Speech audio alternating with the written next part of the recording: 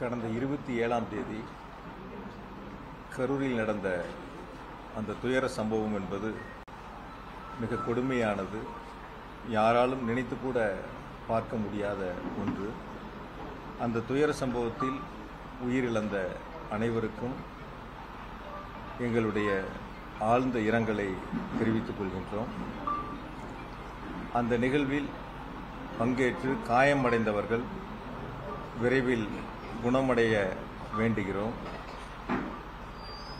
நிகழ்ச்சி அந்த துயர சம்பவம் நடந்து அரசு மருத்துவமனை தனியார் மருத்துவமனையில் சேர்க்கப்பட்டு அவர்களுக்கு தேவையான அனைத்து உதவிகளையும் வழங்கிய, குறிப்பாக சம்பவம் நடந்த அன்றே நேரில் கரூருக்கு வருகை தந்து பாதிக்கப்பட்ட மக்களுக்கு ஆறுதலையும் அவர்களுக்கு தேவையான உதவிகளையும் செய்திட்ட மாண்புமிகு தமிழ்நாடு முதலமைச்சர் அவர்களுக்கும் மாண்புமிகு துணை முதலமைச்சர் அவர்களுக்கும் எங்களுடைய கரூர் மாவட்ட மக்களின் சார்பாக மனமார்ந்த நன்றி இந்த நேரத்தில் தெரிவித்துக் கொள்கின்றோம். அதேபோல இந்த துயர சம்பவத்தில் கரூருக்கு வருகை தந்து கரூர் மக்களுக்கு ஆதரவான நிலையில் இருந்த அனைத்து அரசியல் கட்சியினுடைய தலைவர்களுக்கும் மாவட்ட மக்களின் சார்பாக நன்றியை இந்த நேரத்தில் நாங்கள் தெரிவித்துக் கொள்கின்றோம். யாராலும் எந்த சூழ்நிலையிலும் ஏற்றுக்கொள்ள முடியாத மிக மோசமான ஒரு துயர சம்பவம். ஏறத்தாழ என்னுடைய 50 ஆண்டுகால வயதில் 29 ஆண்டு காலம் பொது வாழ்விலே இருக்கின்றேன். 1996ஆம் ஆண்டு தொடங்கிய பொதுவாழ்வு பயணம் இன்று வரை கரூர் மக்களோடு இரண்டர கலந்து அவர்களுக்கு தேவையான அத்துணை திட்டங்களையும் கேட்டு பெற்று செயல்படுத்துவதில் தொடங்கி படிக்கின்ற மாணவ செல்வங்கள் தொடங்கி அனைவருக்குமான ஒரு பொது நபராக மக்களிடத்தில் அன்பையும் மதிப்பையும் பெற்று ஒரு சிறப்பான பணிகளை முன்னெடுக்கக்கூடிய அந்த வேளையில் நம்முடைய கரூர் மாவட்டத்தில் இந்த ஒரு துயர சம்பவம் என்பது இதுவரை நடந்திராத ஒரு துயர சம்பவமாக நடந்திருக்கின்றன.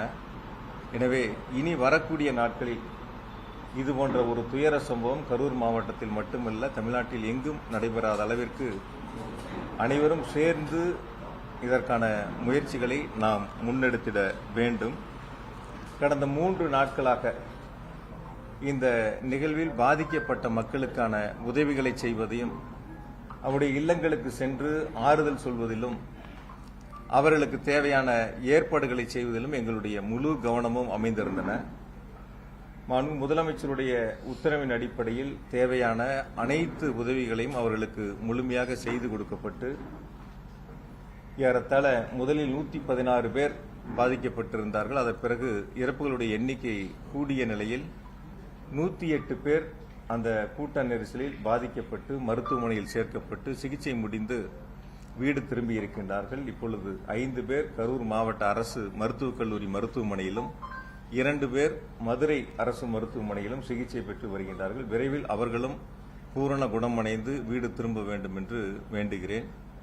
ஆகையால் இந்த ஒரு துயர சம்பவம் என்பது யாராலும் ஏற்றுக்கொள்ள முடியாத மிக மோசமான ஒரு துயர சம்பவமாக அமைந்திருக்கின்றன. எனவே இந்த நிகழ்வில் கட்சிகள் பார்க்காமல், இயக்கங்கள் பார்க்காமல் அனைவரும் ஒன்று சேர்ந்து அந்த மக்களுக்கு உதவிய தருணமாக அவர்களுக்கு தேவையான சிலவற்றை செய்த ஒரு நிகழ்வாக அமைந்திருக்கின்றன. இதுபோன்ற ஒரு துயர சம்பவங்கள் இனி எந்த காலத்திலும், எந்த சூழ்நிலையிலும், எந்த மாவட்டங்களிலும் நம்முடைய தமிழ்நாட்டில் நடந்திடக்கூடாது. அதற்காகத்தான் 3 நாட்கள் கழித்து உங்களை சந்திக்க வேண்டும். இந்த துயர சம்பவங்களில் இறந்தவர்களுக்கு இரங்கலையும் பாதிக்கப்பட்டவர்களுக்கு தேவையான உதவிகளையும் செய்து அவர்கள் பூரண குணமடைந்து இல்லம் திரும்ப வேண்டும் என்பதற்காகத்தான் இந்த பத்திரிகையாளர் சந்திப்பை நாங்கள் ஏற்பாடு செய்திருக்கின்றோம்.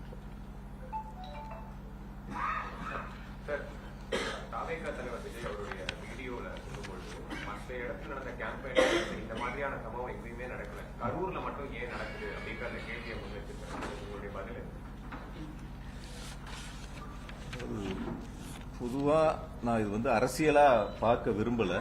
தயவு செஞ்சு ஒரு மனிதாபிமானத்தோட, என்னை பொறுத்த வரைக்கும் கரூரில் மொத்தம் 41 பேர் இறந்ததில் 31 பேர் கரூர் மாவட்டம். அது 27 குடும்பங்களை சார்ந்தவங்க.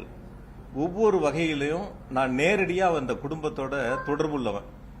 தொடர்ந்து ஒவ்வொரு குடும்பங்களோடும் நேரடியா நாங்க தொடர்புல இருக்கக்கூடியவங்க. நேற்று ஒரு இல்லத்திற்கு இரங்கல் சொல்றதுக்காக போயிருந்தோம். அந்த தம்பி சனிக்கிழமை இந்த கூட்டம், ஞாயிற்றுக்கிழமை பெண் பார்க்க போகக்கூடிய தம்பி.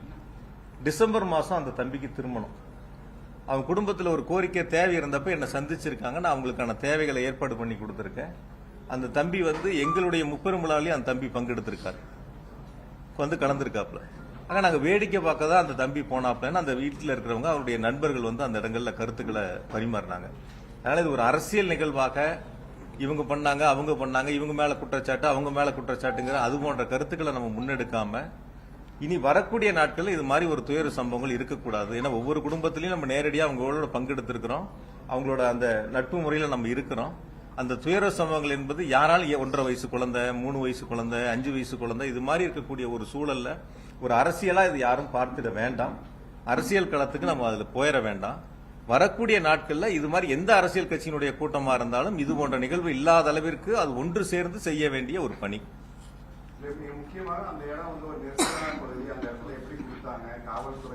பல கூட்டங்களுக்கு இப்ப திருச்சியிலிருந்து நீங்களும் இங்க வருகை இருந்திருக்கிறீங்க. நிறைய பல ஆண்டுகளாக நீங்க தொடர்ந்து இதில் இந்த பணியில் இருக்கிறீங்க. அவங்க கேட்ட இடங்கள் முதல்ல லைட் ஹவுஸ் கார்னர், அதுல எவ்வளவு பேர் நிக்கலாம் நீங்க சொல்லுங்க. அந்த லைட் ஹவுஸ் கார்னர் ஜங்ஷன்ல அது ஒரு டர்னிங் பாயிண்ட். அது அந்த இடத்துல திரும்புற இடம் தானே. அது அந்த திரும்புற இடங்கள்ல அந்த லைட் ஹவுஸ் கார்னர்ல எவ்வளவு பேர் நிக்க முடியும்னு பத்திரிகையாளர் நீங்க தான் உலகத்துக்கு சொல்லணும். அதே மாதிரி அடுத்து கேட்டது உழவர் சந்தை. உழவர் சந்தையில எவ்வளவு பேர் நிக்க முடியும் நீங்க பாருங்க. உங்களுக்கே தெரியும், இங்க இருக்கக்கூடிய எல்லா பத்திரிகையாளருக்கும் உழவர் சந்தையில எவ்வளவு பேர் கூட்டம் நிக்க முடியும், லைட் ஹவுஸ் கார்னர்ல எவ்வளவு பேர் நிக்க முடியுங்கிறது உங்களுக்கு நல்லா தெரியும். பார்த்துட்டு அதுக்கப்புறம் வேலுசாமிபுரத்துல எவ்வளவு பேர் நிக்க முடியுங்கிறத பாருங்க. இந்த 3 இடங்கள்ல எது அதிகமான நபர்கள் நிற்க முடியும், எது அதிகமான நபர்கள் கலந்து கொள்ள முடியும், பொதுமக்களுக்கு எந்தவித போக்குவரத்தும் இடையூறு இல்லாம எந்த இடங்கள்ல அந்த கூட்டம் நடந்தா மக்களுக்கு சிரமம் இல்லாம இருக்குங்கிறது நீங்களே ஒரு கணம் சிந்திச்சு பாருங்க. லைட் ஹவுஸ் கார்னர் கொடுத்திருந்தா ஒரு கால் பக்கத்துல அமராவதி ஆறு இருக்கு, இந்த பக்கம் பெட்ரோல் பங்க் இருக்கு, அது ஒரு திரும்புற இடம், நகரை விட்டு வெளியே போற இடத்துல திரும்புற இடங்கள். அந்த இடங்கள் அந்த சந்திப்பு இருந்தா ஒட்டு மொத்தமா மாநகரம் முழுக்க ஒரு போக்குவரத்து நெரிசல் ஏற்பட்டிருக்கும். எனக்கு தெரிஞ்ச வரைக்கும் அந்த இடத்துல இருந்திருந்தா ஒரு அதிகபட்சம் ஒரு 7000 பேர் நிக்கலாம், 5000 இருந்து ஒரு 7000 பேர் நிக்கலாம். நீங்க உழவர் சந்தை கொடுத்திருந்தா ஒரு 3000 இருந்து ஒரு 5000 பேர் நிக்கலாம். சேர் போட்டாலே நம்ம அந்த இடத்துல ஒரு 2000 சேர் தான் போடுறோம். அது மாதிரிதான் கூட்டங்கள் ஏற்பாடு பண்றோம். பொதுவா ஒரு அரசியல் கட்சி கூட்டம் நடத்துறங்கிறது நாங்க நடத்தும் போது 1000 பேர் கலந்துகிட்டா அதுக்கான இடத்தை தேர்வு செய்வோம், 5000 பேர் கலந்துகிட்டா 80 அடி ரோட்ல போடணும்னு முடிவெடுப்போம். அப்போ ஒரு அரசியல் கட்சி எவ்வளவு கூட்டங்கள் வருகிறதோ அந்த இடத்தை தேர்வு செய்ய வேண்டியது அரசியல் கட்சியினுடைய கடமை. நாங்க இது வரைக்கும் அப்படிதான் பார்த்திருக்கோம். நாங்க முப்பெரும் விழா நடத்தினோம். இப்ப சமீபத்தில் செப்டம்பர் 17 எங்களுடைய தலைவர் அவர்கள் வருகை இருந்து சிறப்புரையாற்றினாங்க. அப்ப எவ்வளவு பேர் வருவாங்க? நாங்க ஒரு 2 லட்சம் பேர் 2 லட்சம் பேர் வருவாங்கன்னு எதிர்பார்த்தா 2.5 லட்சம் பேர் வந்தாங்க. அப்ப அந்த நிகழ்வு 2 லட்சம் பேர் வர்றாங்கன்னா அதற்கான வாகன நிறுத்தும் இடம், அந்த கூட்டத்திற்கான அமர்ந்து கூட்டத்தை கேட்கக்கூடிய அளவிற்கான பிரச்சார இடங்கள், அந்த மாதிரி இடங்கள் நாங்க தனியார் இடத்தை தேர்வு பண்ணி அந்த இடத்துல அனுமதி கேட்டு வாங்கி அந்த இடங்கள் கூட்டங்கள் நடத்தணும். இப்ப வரக்கூடிய கூட்டங்கள் அந்த அரசியல் கட்சி எவ்வளவு கூட்டங்கள் என்பதை தாங்கள் தான் தீர்மானிக்கணும். அனுமதி கேட்கும்போது நாங்க 1000 பேர் கலந்துக்கிறேன்னு சொல்லுவதும் 2000 பேர் கலந்துக்கிறதும் ஓரளவுக்கு காவல்துறை அதை தீர்மானிக்கிறாங்க, எவ்வளவு பேர் வருவாங்கிறத தீர்மானிக்கிறாங்க. அதுக்கான பாதுகாப்பை காவல்துறை கொடுக்கறாங்க. இப்ப நீங்க நான் முப்பெரும் விழா நடத்தினா நீங்க எல்லாரும் அந்த கூட்டத்துக்கு வந்திருந்தீங்க. அங்க வரக்கூடியவங்களுக்கு குடிநீர் பாட்டில் தொடங்கி பிஸ்கட்ல இருந்து என்ன அவங்களுக்கு தேவையோ, ஒரு கால யாராவது சுகர்ல இருந்தா கூட அவங்களுக்கு தேவையான வசதியில் நீங்க ஏற்பாடு செய்யப்பட்டதை நீங்க பாத்தீங்க. நான் அது குறையா சொல்லல, தயவு செஞ்சு யாருமே பத்திரிகைகளை அது குறைகளா எடுத்துக்க வேணாம். நீங்க இதே வேலுசாமிபுரத்துல சம்பவம் நடந்து அடுத்த நாள் பாத்தீங்க. எனக்கு தெரிஞ்சு ஒரு 1000-2000 செருப்புகள் அங்க இருந்திருக்கும். ஒரு எம்டி தண்ணி பாட்டில் ஏதாவது ஒண்ணு அந்த இடத்துல இருந்துச்சா? நீங்க யாராவது பாத்தீங்களா? ஒரு குடிச்சா தண்ணி பாட்டில் எம்டி பாட்டில் கீழே தானே கிடக்கும், செருப்பு எப்படி கீழே கிடந்துச்சோ அதுதானே இருக்கும். வந்திருக்கக்கூடியவங்களுக்கு ஒரு குடிநீர் ஏற்பாடோ அல்லது அவங்களுக்கு தேவையான ஒரு பிஸ்கட்டோ அல்லது அவங்களுக்கு தேவையான வசதிகள் செய்வது அந்தந்த அரசியல் கட்சியினுடைய அவங்க தான் ஏற்பாடு செய்யணும். யாரு கூட்டம் நடத்துறாங்களோ அவங்க தான் ஏற்பாடு செய்யணும். இதை நான் குறைகளா சொல்லலை, திரும்பவும் சொல்றேன், அது குறைகளா சொல்லல. அவர்கள் அந்த இடங்களை அது செய்திருக்க வேண்டும். தண்ணி வசதினா ஒரு 11 மணிக்கு கூட்டம் அப்படின்னு சொல்றாங்க, இல்ல 12 மணிக்கு பேசுறதா பொதுச்செயலாளருடைய பேட்டி நீங்களே பத்திரிகையிலேயே தொலைக்காட்சியிலையும் போட்டிருக்கிறீங்க. 12 மணிக்கு நடக்க வேண்டிய கூட்டங்கள் 11 மணிக்கு வருகை இருந்திருக்காங்க. 10 மணில இருந்து வர ஆரம்பிச்சிட்டாங்க. என்னை பொறுத்த வரைக்கும், நான் கேட்ட வரைக்கும், விசாரித்த வரைக்கும் 4 மணிக்கு அந்த இடங்கள்ல ஒரு 5000 பேர் இருந்திருப்பாங்க அப்படின்னு தான் பொதுவான கருத்து.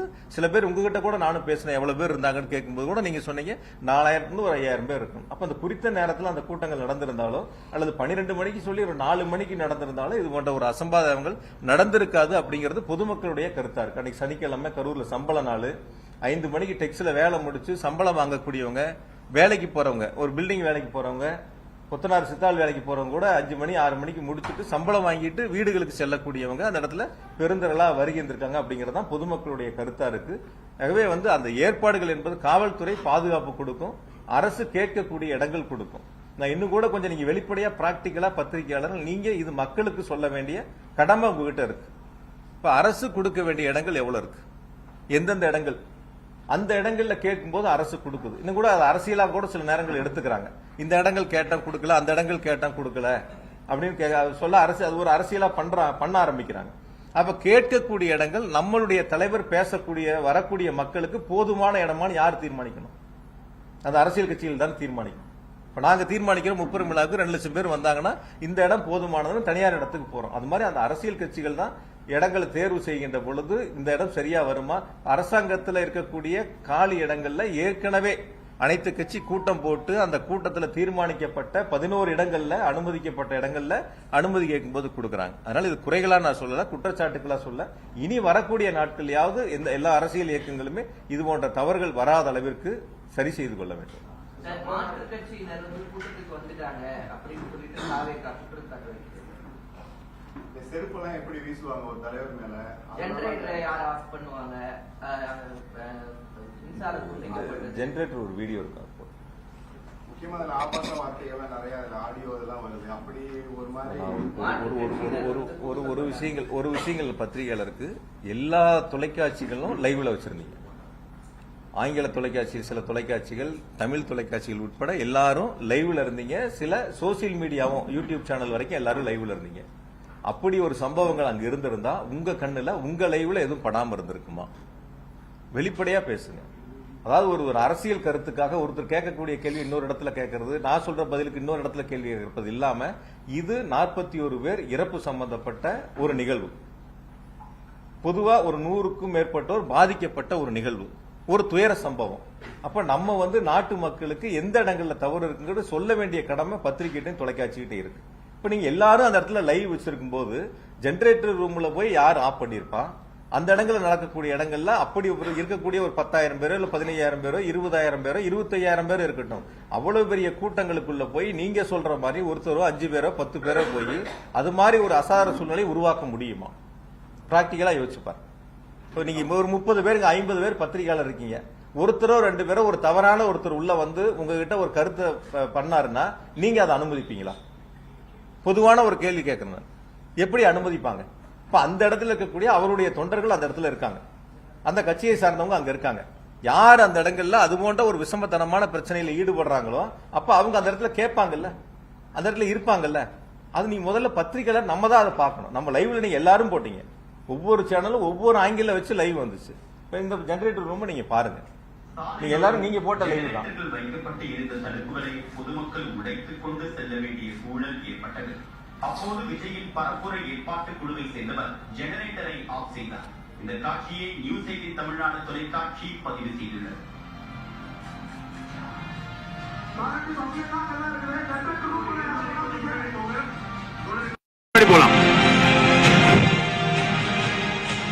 அதாவது இந்த வீடியோ நீங்க பாக்குறீங்க, வெளியில நிக்கிற கூட்டம் இருக்கு. ஜெனரேட்டர் ரூம் சுத்தியும் பாதுகாப்பா தகர வச்சு அடைச்சிருக்காங்க. வெளியில கூட்டம் இருக்கு. கூட்ட நெரிசல் ஏற்படுகின்ற பொழுது அதை தாங்க முடியாம அந்த கும்பல் அந்த தடுப்புகளை உடைச்சு உள்ள வர்றாங்க. உள்ள வரும்போது ஜெனரேட்டர் அங்க யார் அந்த ஜெனரேட்டர் ஏற்பாடு பண்ணாங்களோ, இன்னும் கூட நான் விளக்கமா சொல்றேன், இந்த ஜெனரேட்டர் ஆஃப் ஆகும்போது கூட ஸ்ட்ரீட் லைட் ஆஃப் ஆகல. இந்த ஜெனரேட்டர் ஆஃப் ஆகும்போது என்ன ஆகுதுன்னா அவங்க கூடுதலா போட்ட லைட் இருக்கு இல்லையா, அது மட்டும் தான் ஆஃப் ஆயிருக்கு. எந்த இடங்களையும் அப்ப கூட இபி சப்ளை கட் ஆகல, ஸ்ட்ரீட் லைட் ஆஃப் ஆகல. அது நீங்க ரொம்ப தெளிவா பாருங்க. உங்களை மாதிரி இருக்கக்கூடிய தொலைக்காட்சிகள் தான் லைவ் பண்ணிருக்காங்க அந்த நேரங்கள்ல, அதுதான் நாங்க உங்ககிட்டையும் காட்டும். அப்ப அவங்க மக்கள் கூட்ட நெரிசல் அதிகமாகி அந்த இடங்கள்ல தாக்கு பிடிக்க முடியாம இன்னொரு இடங்கள் தேடி போகும்போது அந்த தடுப்பை உடைச்சு உள்ள போய் அதன் மூலியமா அது சப்ளை கட் பண்றாங்க. அதுக்கான நிகழ்வு அது அவங்களுடைய பொறுப்பு. அதுதான் அவங்க பார்த்திருக்காங்க. நீங்க இதுதான் நீங்களும் லைவ் பண்ணிருக்கீங்க. இதுல எந்த இடங்கள்ல வந்து யாராவது நீங்க பாருங்க நீங்க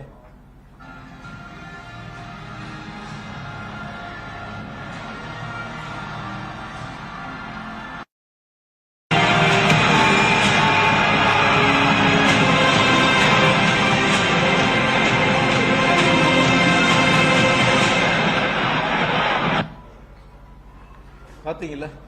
அந்த கட்சியோட தலைவர் மேல வந்து செருப்பு வீசினது அதுவும் அவர் சொல்லியிருந்தாரு. இது வரைக்கும் 5 இடங்கள்ல கூட்டம் நடந்திருக்கு. இது போன்ற நிகழ்வுகள்லாம் ஏற்பட தம்பி அந்த வீடியோ கொஞ்சம். அதாவது நான் பார்த்த வரை, நான் கேள்விப்பட்ட வரைக்கும் உங்களுடைய எல்லா தொலைக்காட்சியிலையும் வந்த செய்திகளை பார்த்த சொன்ன கருத்துக்கள் பொறுத்தவரை பாதிக்கப்பட்டவங்க கீழே இருக்காங்க. பாதிக்கப்பட்ட ஒரு தம்பி தலையில கைய வச்சு கையை நீட்டி தனக்கான உதவிகளை கேட்கிறாரு. அது நீங்க பார்த்திருப்பீங்க. ஒரு தம்பி வந்து தண்ணி பாட்டில் உட்பட கீழே இருந்து கேட்கிறாங்க. அதை தொடர்ந்து பேச்சு போயிட்டு இருக்கு. தன்னுடைய கவனத்தை ஈர்ப்பதற்காக அது போன்ற சம்பவங்கள் பேச்சினுடைய துவக்கத்திலேயே இருக்கு. அந்த சம்பவங்கள் நடந்து சில நொடி கொஞ்ச நேரங்கள்ல தான் தண்ணி பாட்டில் அவங்களே எடுத்து கொடுக்கறாங்க. கேட்டப்ப அவங்களுடைய கவனங்கள் போகல. அதன் பிறகு ஒருத்தர் போய் சொல்லி தான் தண்ணி பாட்டில் அதுக்கப்புறம் எடுத்து கொடுக்கறாங்க. அது நீங்க பார்த்திருப்பீங்க. அதுல அந்த நீங்க அது லைவ்லயும் பாத்தீங்க. சில சேனல்ல அது லைவும் போட்டிருந்தீங்க. அது போடுங்க.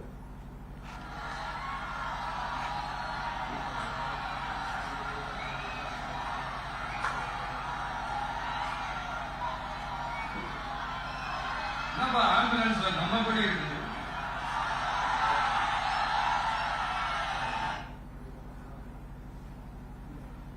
முழுசா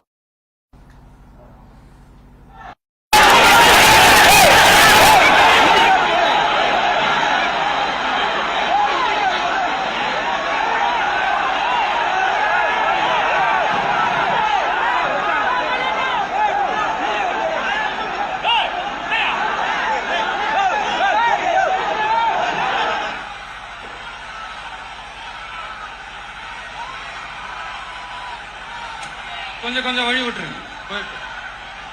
போயிடுங்க.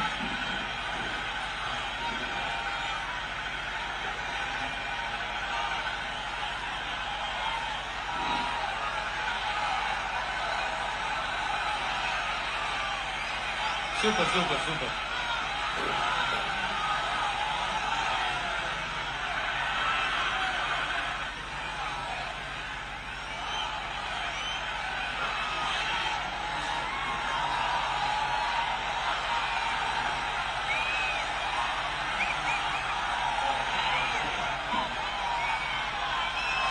என்னப்பா ஆம்புலன்ஸ்ல நம்ம கொடி இருக்குது.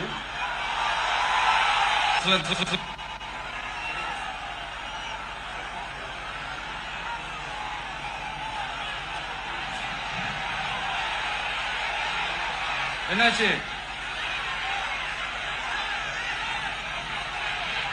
தண்ணி கொடுங்கப்பா. தண்ணி பாட்டில் கொடுங்க. தண்ணி பாட்டில் அவங்க நீங்க பாத்துருக்கீங்க பாக்குறீங்கல்ல. கீழே வந்து அவங்களுக்கான உதவிகளை கேட்கறாங்க. கீழ் வந்து உதவிகளை கேட்கிறாங்க. அந்த உதவிகள் கேட்கும் போது யாரும் அதை கவனிக்கல. அதன் பிறகுதான் அவங்கள்ட்ட வந்து சொல்லி அவங்க தண்ணி பாட்டில் எடுத்து கொடுக்குறாங்க. அது நீங்க போட்ட லைவ் தான். வேற யாரும் நாங்க யாரும் புதுசா போய் எடுக்கலையே. எல்லா தொலைக்காட்சிகளும் சோசியல் மீடியால போட்ட லைவ் தான் நாங்களும் இதுல இருந்து எடுத்திருக்கிறோம்.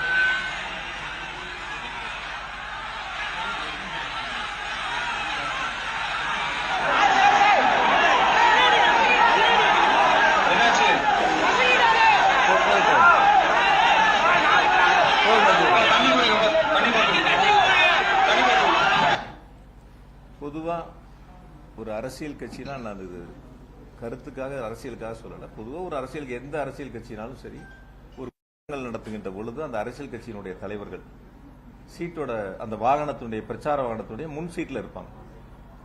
அல்லது கூட்டம் அதிகமா இருந்தா அந்த வாகனத்தின் மேலே ஏறி இருக்கக்கூடிய பொதுமக்களையும் தங்களுடைய தொண்டர்களையும் பார்த்து கையசைப்பாங்க. ஆனா இந்த கூட்டத்தில் நடந்தது நீங்க எல்லாருமே லைவ் போட்டீங்க. ஏறத்தாழ கூட்டத்திற்கு ஒரு 500 மீட்டருக்கு முன்னாடியே வந்து வாகனத்தின் உள்பகுதியில் போயிட்டாங்க. ஸ்கிரீன் போட்டாச்சு, லைட் ஆஃப் பண்ணியாச்சு. முன் சீட்ல தான் எல்லாரும் உட்காருவாங்க, கையசைப்பாங்க, மேல நின்று கையசைப்பாங்க. இது வழக்கமான அரசியல் தலைவர்கள் செய்யக்கூடிய ஒரு நிகழ்வு. ஆனா இது அது நேர்மாறா வந்து அந்த 500 மீட்டருக்கும் ஏறத்தாழ அந்த வாகனங்கள் செல்வதற்கு 1 மணி நேரம் ஆயிருக்கு. 1 மணி நேரம் அதை கடந்து செல்வதற்கான சூழல் உருவாயிருக்கு. அந்த இடங்கள்ல கூட எனக்கு சொன்ன வரைக்கும் காவல்துறை வந்து கூட்ட நெரிசல் அதிகமா இருக்கு, கொஞ்சம் முன்னாடியே நிறுத்தி பேசிடலான்னு அவங்க எடுத்து சொல்லியும் அதை கேட்காம பிரச்சார இடங்கள் நாங்கள் நிர்ணயிக்கப்பட்ட இடங்கள்ல தான் கொண்டு போய் வாகனத்தை நிறுத்தணுங்கிறது பொறுமையா எடுத்து கொஞ்சம் கொஞ்சமா எடுத்து கொண்டு போய் அந்த இடங்கள்ல நிறுத்தினதா காவல்துறையினுடைய தகவல், அங்க இருக்கக்கூடிய பொதுமக்களுடைய கருத்து. ஆக கூட்ட நெரிசல் அதிகமா இருக்கும்போது கொஞ்சம் முன்னாடி நிறுத்தி பேசுறதுல எந்த விதமான தவறுகளும் இல்லை. வாகனத்துல முன்பகுதியில நின்று அங்கிருந்து நம்ம திருக்கம்பள்ளி ரவுண்டானால இருந்து கையசிச்சிருந்தாலோ அல்லது மேல நின்று கையசிச்சிருந்தாலோ அந்த இடங்கள்ல இது போன்ற கூட்ட நெரிசல் வந்திருக்காது அப்படிங்கிறது பொதுவான மக்களுடைய கருத்து. ஆக எல்லா இருக்கக்கூடிய மக்களும் கூட்ட இடத்திற்கு வர வேண்டும் என்பதற்காகவே இது போன்ற ஒரு நிகழ்வு ஏற்பட்டதா என்பது பொதுமக்களுடைய ஒரு சந்தேகமா இருக்கு. தன்னை பார்க்க வேண்டியவங்க எல்லாரும் பொதுமக்கள் அந்த பொதுக்கூட்டம் நடக்கக்கூடிய இடங்களுக்கு வந்தாதான் சரியா இருக்கும். அது வரைக்கும் முன் சீட்ல இருக்கக்கூடியவங்க அந்த கூட்டத்துக்கு 500 மீட்டருக்கு முன்னாடி ஏன் வந்து வண்டிக்கு வாகனத்துக்கு உள்ள போகணும், ஸ்கிரீன் போடணும், லைட் ஆஃப் பண்ணணும்? இது ஒரு பொதுவான எதிர்மறையான கேள்விகள் இருக்கு. நான் இங்க இருக்கக்கூடிய பத்திரிகையாளர் எல்லாத்துட்டும் கேட்கிறேன், தொடர்ச்சியா எங்களுடைய இயக்கத்தின் சார்பில் பத்திரிகையாளர் சந்திப்பு நடத்தினாலும் இது மாதிரி கேள்விகள் வைக்கிறீங்க. சோசியல் மீடியாலையும் இது போன்ற கேள்விகள் இருக்கு. இதுவரைக்கும் யாராவது இந்த கூட்டம் நடத்தின அரசியல் கட்சியினுடைய தலைவர்கள், இரண்டாம் மட்ட தலைவர்கள், அடுத்த நிலையில் இருக்கக்கூடியவங்க யாருகிட்டயாவது ஒரு கேள்வி ஒண்ணு முன் வச்சிருக்கணும், இல்ல அவங்களாவது அதுக்கான விளக்கங்கள் சொல்ல முன் வந்திருக்கணும். ரெண்டும் எதுவுமே இல்ல. ரவுண்டானால அவர் மேல பஸ் மேல ஏறி நின்று அவரு பார்த்துட்டு தான் போனாரு அப்படின்னு அந்த வீடியோ கூட ரவுண்டானா வரைக்கும் முன் வரிசையில நின்னவங்க, மேல நின்னவங்க ரவுண்டானால ஒரு இடங்கள்ல மேல ஏறி கையை காட்டிட்டு கீழே போறாங்க. ரவுண்டானா முடிஞ்சதுக்கு அப்புறம் கூட்ட அரங்கத்துக்கு போற வரைக்கும் ஏன் உள்ள போகணுங்கிறதான் பொதுமக்களுடைய கேள்வி. அப்ப அந்த வழி நெடுக நின்று 500 மீட்டர் தூரத்துக்கு நின்னவங்க முன் சீட்ல இருந்திருந்தாலோ மேல இருந்திருந்தாலோ அங்கேயே பார்த்துட்டு அப்படியே போயிருப்பாங்க, கூட்டத்துக்குள்ள வந்திருக்க மாட்டாங்க. தன்னோட வந்த 3-4,000 பேர் கூட்டமும் சேர்ந்து உள்ள வரும்போதுதான் இது போல நெரிசல் ஏற்பட்டது. ஆக சில தினங்களுக்கு முன்பா அதிமுக கூட்டம் நடக்குது, ஒரு 15,000 பேர் வரைக்கும் அங்க கலந்திருப்பாங்க. அந்த கூட்டங்கள்ல எந்தவித பாதிப்புகளும் இல்லாம இருக்கு. அப்ப இந்த கூட்டங்கள்ல மட்டும் எப்படி பாதிப்புகள் வந்தது? வழக்கமா ஒரு கருத்து சொல்லுவாங்க. இப்ப சகோதரர் கூட கேட்டாரு, வழக்கமான ஒரு கருத்து சொல்லுவாங்க, நான் வந்து ரெகுலரா நான் வந்து வண்டி ஓட்டுவேன், கார் ஓட்டுவேன், எல்லா நாளும் நான் வேகமா தான் போவேன், சில நாளா நான் கார் ஓட்டிட்டு இருக்கேன், ஆனா எல்லா நாளும் வேகமா தான் போவேன், ஒரு நாளும் ஆக்சிடென்ட் ஆகல, இன்னைக்கு மட்டும் எனக்கு எப்படி ஆக்சிடென்ட் ஆச்சுன்னு ஒருத்தர் கேட்கற மாதிரி இருக்கு. எல்லா ஊர்லயும் கூட்டம் நடத்துறேன், எந்த ஊர்லயும் நடக்கல, இந்த ஊர்ல மட்டும் ஏன் நடக்குங்கிற கேள்வி. நான் எல்லா நாளும் வண்டி ஓட்டுறேன், வேகமா தான் ஓட்டுறேன், ஆனா இந்த நாள் மட்டும் இன்னைக்கு மட்டும் எனக்கு எப்படி என் கார் ஆக்சிடென்ட் ஆச்சுன்னு கேட்கற மாதிரி இருக்கு. எல்லா ஊர்லயும் எவ்வளவு பேர் மயக்கம் அடைஞ்சாங்க, எவ்வளவு பேர் மருத்துவமனையில் அனுமதிக்கப்பட்டாங்க, விக்கிரவாண்டியில நடந்தப்ப இறந்தது, மதுரையில மாநாடு நடந்தப்ப இறந்தது, ஒவ்வொரு ஊர் வரையும் தெளிவா அரசின் சார்பில் விளக்கம் சொன்னாங்க. அது எல்லாரும் உங்களுக்கும் தெரியும். அப்போ ஒவ்வொரு கூட்டம் நடக்கக்கூடிய நிகழ்வுலயும் அது போன்ற சம்பவங்கள் நடந்துகிட்டு இருக்கு. அதற்கு பிறகாவது சரி செய்யக்கூடிய ஒரு சூழலை உருவாக்கி இருக்கணும். அது உருவாக்காம இருந்திருக்காங்க. இனி வரக்கூடிய நாட்களையாவது அது சரி செய்யணும். அதை செய்யல. ஆனா காவல்துறையினர் இவ்வளவு கூட்டம் அதிகமாகுது, அந்த இடத்துல அவ்வளவு சதுர கிலோமீட்டர் பரப்பளவு தான் இருக்கு, கூட்டத்தை தடுத்திருக்கலாம், அது யாரும் பண்ணலன்னு அவங்களும் குற்றச்சாட்டு பண்ணிக்கிறாங்க. எல்லாரோட கேள்வியும் அதான் இருக்கு. அதாவது காவல்துறையினர் சொன்னது இப்ப நீங்க கேட்டீங்கல்ல, 500 மீட்டருக்கு முன்னாடியே அந்த வண்டி கூட்டம் ஆரம்பிக்கிற இடத்துலயே நிறுத்தி பேசலாம், ஓரளவுக்கு உள்ள போனா போதுமானதுன்னு சொல்லியும் அவங்க கேட்கல. நீங்க அந்த இடங்கள் வரைக்கும் போகணுங்கிறத, உள்ள போயே தீரணுங்கிறதுல அவங்க உறுதியா இருக்கும்போது காவல்துறை சொல்லியும் அவங்க கேட்கல. கேட்டிருந்தா இது போன்ற சம்பவங்கள் வந்திருக்காது. காவல்துறையினுடைய எந்த பேச்சையும் அவங்க கேட்காம வச்சிருந்தா, நான் இன்னும் கூட கொஞ்சம் சொல்றேன், என்ன விசாரணை இருக்கு, இப்ப விசாரணை கமிஷன் விசாரிச்சுக்கிட்டு இருக்காங்க. முழுசா நான் இது சம்பந்தமான கருத்துக்கள் சொன்னா விசாரணை கமிஷனுடைய அந்த விசாரணை என்பது பாதிப்புக்குள்ளாகும். அதனால இது சம்பந்தப்பட்டது விசாரணை கமிஷன் முடியட்டும், தெளிவா அவங்களுடைய விசாரணையில் என்னங்கிறது முழுசா தெரிய வரும். அதனால அது சம்பந்தமான கருத்துக்களை சொல்றேன். இன்னும் கூட வந்து நேற்று என்கிட்ட பேசும்போது ஒரு பத்திரிகையாளர் வந்து, நான் இடையில தற்செயலா சந்திக்கும் போது ஒரு கருத்தை ஒன்று சொன்னாங்க. பேசும்போது உங்க பெயரை சொல்லும் போதோ அல்லது உங்களுடைய பத்தி பாட்டு பாடும்போது வந்து செருப்பு வீச்சு வந்துச்சுன்னாங்க. அந்த மாதிரி ஒரு பாட்டு பாடும்போது வந்து ஒரு செருப்பு வீச்சு வந்துச்சுன்னாங்க. நீங்க எல்லாரும் அந்த வீடியோக்களை பாத்தீங்க. எத்தனை மணிக்கு மொத்தமே மேடையில நின்று அந்த வாகனத்துல மேல நின்று இருந்தது 19 நிமிஷம். அந்த வாகனத்துக்கு மேல இருந்து அந்த சைடு போடுது.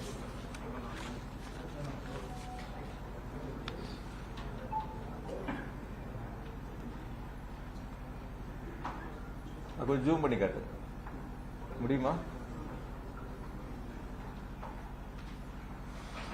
அதாவது மேல வண்டிக்கு போன இதுல 3 நிமிஷம் 5 செகண்ட்ல இருந்து 3:31 வரைக்கும் என்னை பத்தி பேசிட்டு கடைசியா பேசுறேன்னு சொல்லி தேர்தல் வாக்குறுதி சம்பந்தமா பேச ஆரம்பிக்கிறாங்க.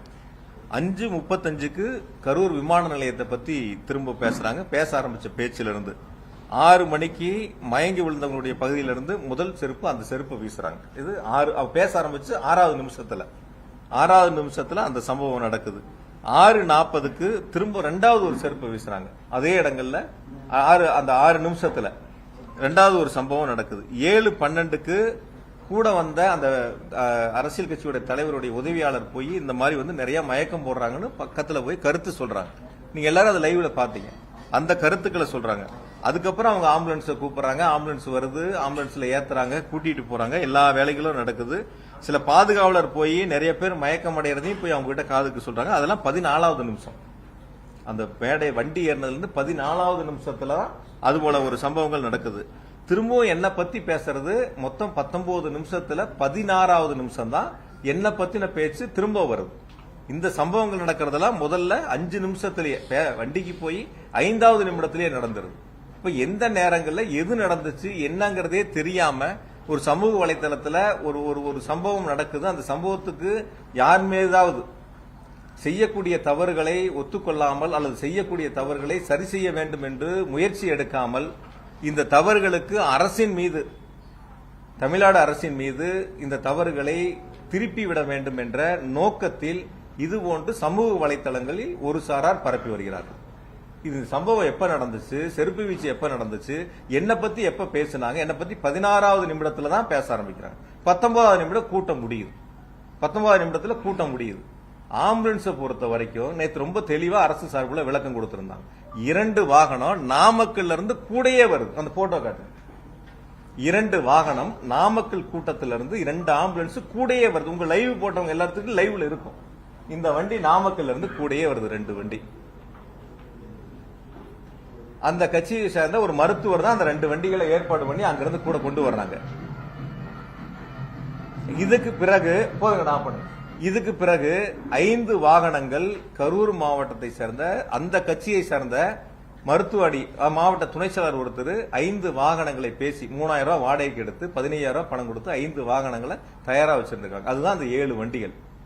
5 வண்டி இவங்க ரெடி பண்ணது, 2 வண்டி கூட வந்தது. எந்த இடங்களையும் நீ யாராவது ஒருத்தர் அது கூட சில சங்கடங்கள் பட்ட எங்க நிர்வாகிகள் மேல, அது எந்த இடங்கள் அந்த தவறு நடந்துச்சுன்னா மருத்துவமனையில பிரேத பரிசோதனை முடிஞ்சு போகும்போது அந்த மருத்துவமனையை சேர்ந்த ஒரு சகோதரர் அந்த தவறு பண்ணிட்டார். எந்த இடங்களையும் கூட்டம் நடந்த இடங்கள்ல எங்களுடைய ஆம்புலன்ஸ் வாகனங்கள் எதுவுமே போகல. அவங்க முத கால் பண்ணது 108. அதாவது வாட்டர் பாட்டில் வந்து மருத்துவக் கல்லூரியில நள்ளிரவுல கேட்கறாங்க. அப்ப கடைகள் அடைக்கப்பட்டிருக்கு. நம்ம கிட்ட இருந்த வெளியில இருந்த வரைக்கும் எடுத்துட்டாங்க. நம்ம கிட்ட இருந்தது கையில இருந்தது கேட்கறாங்க, கொண்டு போய் கொடுக்கணும். அங்க உணவு வேணுங்கிறது கொண்டு போய் கொடுத்தோம். தனியார் மருத்துவமனையில சிகிச்சை பெற்றவங்களுக்கு கட்டணங்களை நாங்க செலுத்தணும். என்ன உதவிகள் வேணுமோ நாங்க செஞ்சோம். இது அரசியலா பார்க்கல. எங்க கட்சி எங்க தலைவர் சொல்லியிருக்காங்க, ஒரு அரசியல் தலைவர் வந்து பாதிக்கப்பட்ட பொதுமக்களா இருந்தாலும் தொண்டரா இருந்தாலும் எந்த உயிரிழப்பையும் ஏத்துக்க மாட்டாங்க. அதுதான் அரசியல் தலைவர்.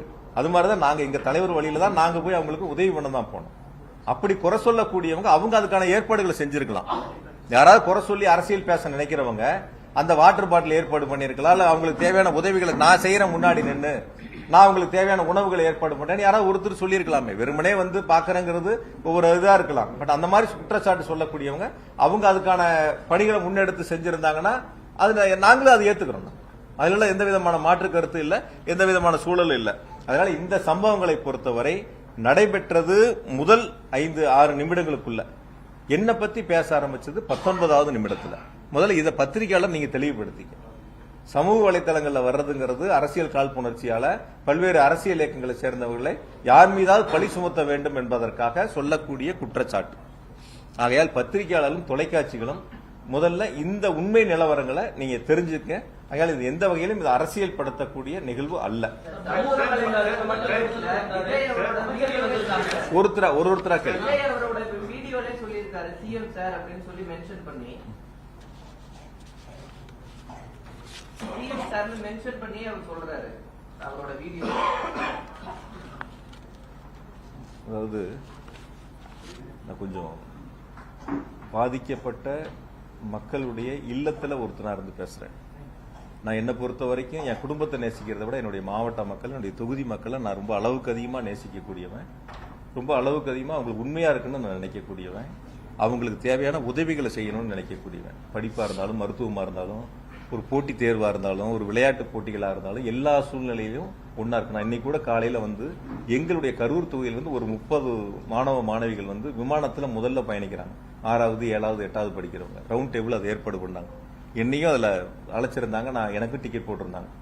நான் அவங்கள போய் விமான நிலையத்தில் வழி அனுப்பிட்டு நான் அங்க வரேன். என்னால அவங்க போக முடியலங்க. அவங்கள வழி அனுப்பி வச்சுட்டு வரேன். அப்ப தொகுதி மக்களோட மாவட்ட மக்களோட 2 கலந்து எந்த சூழ்நிலையும் எங்களுடைய தலைவர் பிறந்தநாள் வந்தா கூட ஒரு அரசியல் கட்சி பார்த்து இவங்க எந்த கட்சியை சார்ந்தவங்கன்னு பார்த்து நாங்க உதவி பண்ணதே இல்லை இது வரைக்கும். திராவிட முன்னேற்ற கழகத்தை பொறுத்த வரைக்கும், எங்களை பொறுத்த வரைக்கும் இவங்க எந்த கட்சியை சார்ந்தவங்க, இவங்களுக்கு மட்டும்தான் இந்த பொருளை கொடுப்போம், இவங்களுக்கு மட்டும்தான் அந்த உதவி செய்யணும் நாங்க பார்த்ததில்லை. எங்க அலுவலகத்துல எந்த மனு வந்தாலும் எந்த கட்சியும் நாங்க கேட்டது கிடையாது. அவங்க எல்லாத்துக்கும் சரிசமமா உதவி செய்யக்கூடிய இடங்கள்ல அந்த பணிகள் நாங்க முன்னெடுத்திருக்கோம். அதையால வந்து அந்த நீங்க வீடியோவை பொறுத்த வரைக்கும் அதுக்கு பிறகு வந்த சம்பவங்கள், நீங்க சமூக வலைத்தளமா இருக்கட்டும், பொதுமக்கள் வரக்கூடிய கருத்துக்களா இருக்கட்டும், நீங்க பாருங்க எந்த மாதிரியான ஒரு எதிர்மறையான கருத்துக்கள் வந்துச்சு. நடைபெற்ற சம்பவங்களில் இப்ப நான் வந்து என்ன கேக்குறீங்க, எப்படி வந்து பாதிக்கப்பட்ட உடனே அவர் மருத்துவமனைக்கு போனார். நான் இந்த கட்சி ஆட்சியில் தான் இருக்கேன், இங்கேதான் இருக்கேன். எங்களுடைய பகுதி செயலர் ஒன்றிய செயலர் கூட்டம் 6 மணிக்கு என்னோட ரவுண்ட் டேபிள் நிர்வாகிகள் இந்த நிகழ்ச்சி இன்னைக்கு போற சம்பவமான நிகழ்ச்சி சம்பந்தமா என்னோட வந்து கிட்டத்தட்ட ஒரு 3/4 மணி நேரம் 1 மணி நேரம் என் கூட பேசிட்டு இருக்காங்க என் வீட்டுல. அதை முடிச்சுட்டு நான் கட்சி ஆஃபீஸ் வரேன். இங்க இருக்கும்போது எனக்கு தகவல் வருது, இந்த மாதிரி வந்து பாதிக்கப்பட்டிருக்காங்க, மருத்துவமனைக்கு நீங்க போங்கன்னு சொல்றாங்க. நான் இங்க இருந்து அமராவதி மருத்துவமனை போறதுக்கு எவ்வளவு நேரம் ஆகும்? இங்க இருந்து அந்த அமராவதி மருத்துவமனைக்கு போறதுக்கு எவ்வளவு நேரம் ஆகும் சொல்லுங்க. நான் 7:47 உள்ள நுழையிறேன் அமராவதி மருத்துவமனையில். வேணா வீடியோ ஃபுட்டேஜ் கொடுக்குறேன். 7:47 போறேன். அதே அதிமுக சேர்ந்த மாவட்ட செயலர் 8:10 மருத்துவக் கல்லூரி மருத்துவமனைக்கு போறாங்க. இப்ப நான் போகும்போது மருத்துவமனையில கூட எல்லா கட்சியை சேர்ந்த சில சகோதரர்கள் அங்க இருந்தாங்க. ஆம்புலன்ஸ் வண்டி வரும்போது அந்த வரக்கூடிய பாதிக்கப்பட்டவங்களை இறக்கி உள்ள கொண்டு போய் மருத்துவமனையில சேர்த்து உதவி செய்யக்கூடிய சம்பவங்கள் எல்லாரும் ஈடுபட்டு இருந்தாங்க. அதனால பாதிக்கப்பட்டு தகவல் தெரிஞ்சவொடனே இப்ப என்ன டிக்கெட் போட்டு சென்னைக்கு போக சொல்றீங்களா? மக்கள் பாதிக்கப்பட்டு ஒரு பக்கம் மருத்துவமனையில் அனுமதிக்கப்பட்ட சூழல்ல நான் அந்த சம்பவ இடத்துக்கு போகாம நான் டிக்கெட் போட்டு சென்னைக்கு போயிடவா? யாருக்கும் பதில் சொல்லாம, யாருக்கும் உதவி செய்யாம, அப்படிப்பட்ட ஒரு சூழலை சில பேர் எதிர்பார்க்கறாங்கன்னு நான் நினைக்கிறேன். நான் இன்னைக்கு இல்ல, இனி எப்ப இருந்தாலும் நான் இருக்கிற வரைக்கும் எங்க மாவட்ட மக்களுக்கு, என்னுடைய தொகுதி மக்களுக்கு எந்த பாதிப்புனாலும் நாங்க முன்னாடி நிற்போம். நான் மட்டும் இல்ல, எங்க நிர்வாகிகள் எல்லாரும் முன்னாடி நிற்பாங்க. அதான் எங்களுக்கு எங்க தலைவர் கத்துக் கொடுத்த பாடம். அதனால அதுல வந்து நீங்க பிரதர் சொன்ன மாதிரி வந்து அவருடைய கருத்தை நேத்து ரொம்ப நாள் 3 நாள் கழிச்சு ஒரு வீடியோ பதிவிட்டு இருக்காரு. அதெல்லாம் விசாரணை முடியட்டும். நான் சொல்லதை பொறுத்த வரைக்கும் எங்கள் இயக்கமே அல்லது வேறு எந்த இயக்கமா இருந்தாலும் ஒரு தவறு நடந்துவிட்டால் அந்த தவறுக்கு பொறுப்பெடுத்துக் கொள்ள வேண்டும். அது சராசரி ஒரு அரசியல் கட்சி, ஒரு அரசியல் தலைவர் செய்யக்கூடிய கடமை, பொறுப்பு.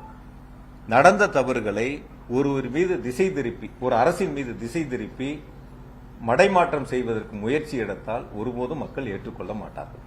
அதுல ரொம்ப தெளிவா இருக்கு.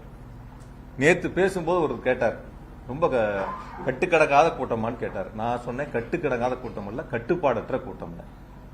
கட்டுக்கடங்காத கூட்டம்லாம் இல்ல.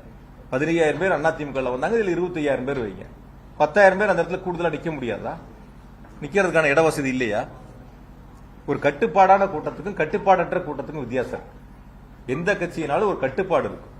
ஒரு தலைவர் வர்றாங்கன்னா, எங்க தலைவர் வர்றாங்கன்னா அந்த வாகனத்துக்கு முன்னாடி எங்களுடைய 2ஆம் மட்ட தலைவர்கள் அல்லது அந்த மாவட்ட செயலர் வாகனத்துக்கு முன்னால் சென்று தொண்டர்களை ஒழுங்குபடுத்தி, பொதுமக்களை ஒழுங்குபடுத்தி நிற்க வைத்து, தலைவரை பார்க்க வைத்து அந்த பொதுக்கூட்டங்களில் பங்கு பெற செய்வார்கள். அது மாதிரி ஒரு சூழல் இதில் இருந்துச்சா? யாராவது பாத்தீங்களா? யார் சொல்லியாவது யாராவது கேட்டாங்களா? காவல்துறை சொல்லியாவது யாராவது கேட்டாங்களா? அந்த வாகனத்துக்கு முன்னாடி 2ஆம் மட்ட தலைவர்கள் யாராவது ஒழுங்கா வழிநடத்தி எடுத்துட்டு போனாங்களா? அதாவது 2 வகைகளா நீங்க பிரிக்கணும். ஒண்ணு, அரசு செய்ய வேண்டியது, ஒரு அரசியல் கட்சி நடத்தக்கூடிய மாநாடாக இருக்கட்டும், பொதுக்கூட்டமாக இருக்கட்டும், ஒரு கண்டன ஆர்ப்பாட்டங்களாக இருக்கட்டும், அரசு செய்ய வேண்டியது ஒரு வகை, அந்தந்த அரசியல் இயக்கங்கள் செய்ய வேண்டியது ஒரு வகை. அரசு செய்ய வேண்டிய கடமை சரியான நேரத்தில் சரியான முறையில் செய்திருக்கிறார்கள். அரசியல் இயக்கங்கள் செய்ய வேண்டிய கடமைகள் அந்த கூட்டத்தில் முழுவதுமாக செய்ய தவறியதால் ஒரு சிலது செஞ்சிருக்கலாம். என்கிட்ட கூட இன்னும் கொஞ்சம் கேட்டாங்க, அந்த கூட்டம் அந்த அளவுக்கு ஒலிபெருக்கி இல்லைன்னாங்க. குறைவான ஒலிபெருக்கி தான் இருந்தது, பின்னாடி இருந்தவங்க பேசுறது கேட்கல, உள்ள வந்தாங்கன்னு சொன்னாங்க. அந்த அரசியல் கூட்டங்கள்ல பேசுனது எவ்வளவு நேரம்? 19 நிமிஷம் வண்டியில இருந்தது. பேசுனது என்ன பொறுத்த வரைக்கும் அதிகபட்சம் ஒரு 10 நிமிஷம் இருக்கலாம். அது சொல்லப்பட்ட கருத்து தேர்தல் வாக்குறுதி சம்பந்தமான ஒரு 4-5 கருத்து, என்ன பற்றி ஒரு 2 கருத்துக்கள், அவ்வளவுதான். அதிகபட்சம் ஒரு 10 நிமிஷம். எவ்வளவு நேரம் இருக்கும்? ஒரு 10ல இருந்து 12 நிமிஷம் இருக்கும். இதுதான் அந்த கூட்டங்களில் நடைபெற்ற பேச்சுக்கள். ஒரு அரசு செய்ய வேண்டிய கடமைகளை அரசு சரியாக செய்திருக்கிறது. நான் அப்படிதான் நினைக்கிறேன். எங்கிட்ட சொல்ல பகிர்ந்த மக்களும் அப்படிதான் சொன்னாங்க. அரசியல் இயக்கங்கள் செய்ய வேண்டிய கடமைகளை சரியாக செய்ய வேண்டும். அது என்ன பொறுத்த வரைக்கும் அந்த கூட்டங்கள்ல சரியா நடந்தது என்பதை நீங்க தான் தீர்மானிக்கணும். நீங்க அந்த களத்துல இருந்தீங்க, அங்கிருந்து நேரடியா பாத்தீங்க. அப்ப அந்த அரசியல் இயக்கம் சரியான கருத்துக்களை, சரியான பணிகளை அந்த இடங்கள் முழுவதுமாக செய்தார்களா நீங்க தான் பார்க்கணும். நேற்று பாஜக தலைமையில ஒரு டெலிகேஷன் கமிட்டி அவங்க வந்திருந்தாங்க. அவங்க என்ன சொல்லிட்டாங்க, ஒரு சிட்டிங் சுப்ரீம் கோர்ட் ஜட்ஜ் இதை விசாரிக்கணும் அப்படின்ற அந்த கருத்தை அவங்க முன்வச்சிருக்காங்க. இந்த மாதிரி நேரோ ரோட்ஸ்ல பெர்மிஷன் கொடுத்ததே தப்பு அப்படின்ற அந்த கருத்தையும் சொல்லியிருக்காங்க. நீங்க எப்படி பாருங்க சார்? நான் அரசியலுக்காக சொல்ல சார் உங்களுக்கு. அதே அந்த உண்மை கண்டறியும் குழுவா, இந்த உண்மை கண்டறியும் குழு மணிப்பூருக்கு சென்றிருந்தா ஒரு ஏற்புடையதா இருந்திருக்கும். கும்பமேளாவுக்கு சென்றிருந்தா ஒரு ஏற்புடையதா இருந்திருக்கும். குஜராத்தில் பாலம் இடைஞ்சப்ப அந்த உண்மை கண்டறியும் குழு போயிருந்தா ஒரு ஏற்புடையதா இருக்கும். ஆக எங்கெல்லாம் பாதிப்புகள் இருந்ததோ அங்கெல்லாம் போகாத உண்மை கண்டறியும் குழு கரூருக்கு மட்டும் உண்மையை கண்டறிவதற்கு முயற்சி செஞ்சிருக்காங்க. உள்ளபடியே விசாரணை ஆணையம் முழுவதுமா விசாரிக்கிறாங்க. யாரெல்லாம் சமூக வலைத்தளங்கள்ல பதிவிட்டு எதிர்மறையான கருத்துக்களை முன் வச்சாங்களோ அவங்களையும் அழைத்து விசாரிக்க வேண்டும் என்பதை எங்களுடைய ஒரு கருத்தா இருக்கு. யாரெல்லாம் இதுல சொன்னாங்களோ அந்த கருத்துக்களை அவங்க உண்மை கண்டறியும் குழு கிட்ட நான் கூட ஒரு வீடியோ பார்த்தேன். ஒருத்தர்கிட்ட பேச முயற்சி எடுக்கிறாரு, ஒரு பெரியவர் சொல்றாரு ஒரு கருத்தை, என்ன நடந்துச்சு, யார் மேல தவறு, மாவட்ட நிர்வாக தவறான அவர் தெளிவா சொல்றாரு. மாவட்ட நிர்வாகம் அவர் டிரான்ஸ்லேட் பண்ணவர் கூட வேற ஒரு கருத்தை திணிக்க முயற்சிக்கிறாரு. பட் ஆனா அவர் அந்த கூட்டம் நடத்தின கட்சியை தான் சொல்றாரு. கூட்டம் நடத்தின கட்சி தான் சரியா ஏற்பாடு பண்ணலன்னு அவர் அந்த கருத்தை சொல்றாரு. ஆக எடுத்திருக்கக்கூடிய அந்த அவங்க உண்மை கண்டறி கூட அவங்க எடுக்கட்டும். கருத்துக்களை யாருனாலும் சொல்லி விசாரணை ஆணையத்தின் முன்பு அவங்களுடைய கருத்துக்களை சொல்லலாம். யார் சைடு தவறு இருக்கு, என்ன தவறுகள் இருக்குங்கிறத அந்த விசாரணை ஆணையத்துக்கு முன்னாடி போய் அவங்க கருத்துக்கள் சொல்லட்டும். ஆணையம் இறுதியா முடிவெடுக்கும். இல்ல அரசியல் நான் சொல்லல, அரசியல் ரீதியான்னு சொல்லலாம். கேட்ட 2-3 பேர்த்துக்கிட்ட எனக்கு பார்த்த ஒரு கருத்து, அவர் அந்த அரசியல் கட்சி சரியா செய்யலன்னு சொல்றாங்க. இன்னொருத்தர் வேறு விதமான கருத்துக்களை சொல்லி இருக்கலாம். அந்த கருத்துக்களை விசாரணை ஆணையத்தில் சொல்லும் போது அதற்கான ஆவணங்களை அவங்க கேட்கும் போது கொடுக்கறாங்கன்னு வச்சுக்கங்களேன். சரியா தவறான விசாரணை ஆணையம் தான் முடிவெடுக்கும். அதுல விசாரணை ஆணையத்தினுடைய இதுல நாங்க எதுவும் தலையிட முடியாது இல்ல. இப்ப நான் சொல்ற கருத்து அது சரியா இருக்காது இல்ல. அதனால அவங்க விசாரிக்கப்பட்ட உண்மையை கண்டறியும் குழு எங்கெல்லாம் போக வேண்டியதெல்லாம் போகாம விட்டாங்க. இங்க வந்திருக்காங்க, பரவாயில்ல, வரட்டும், சந்தோஷம், வரவேற்போம். அவங்களும் உண்மையை கண்டறிஞ்சு ஆணையத்திட்ட சொல்லட்டும், விசாரிக்கட்டும்.